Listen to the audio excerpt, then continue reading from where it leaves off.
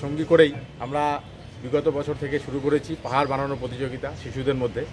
তো গত বছর আমাদের যেটা ছিল গাছ লাগান প্রাণ বাঁচানোর উপরে থিমের উপরে, তারাও খুব ভালো করেছিল। এবার আমাদের যেটা ছিল আরজি করের ইস্যু, সেই আরজি করের ইস্যু নিয়েই প্রত্যেকে খুব ভালো পাহাড় বানিয়েছে এবং সেখানে আমাদের প্রথম হয়েছে মধুশ্রী দাস, দ্বিতীয় হয়েছে কৌশিক সরকার, তৃতীয় হয়েছে আমাদের রাজদীপ দাস এবং স্পেশাল যে পুরস্কার সে আমাদের শুভম ঘোষ তিনি উপস্থিত হয়েছেন, তৃতীয় এখনও উপস্থিত হতে পারেনি।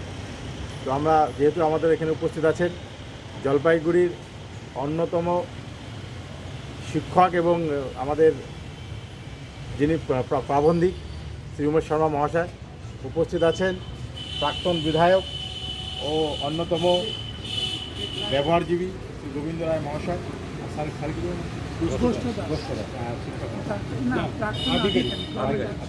সরকারি আধিকারিক গোষ্ঠ দাস উপস্থিত আছেন।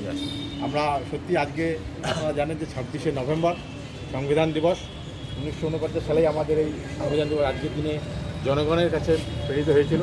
যে সংবিধান দিবসের দু চার কথা আজকে আমাদের যারা এখানে উপস্থিত আছেন মান্যগণ্য ব্যক্তি, তারা দু চার কথা বলে আমাদের পরবর্তী পুরস্কার অনুষ্ঠানটা শুরু হবে।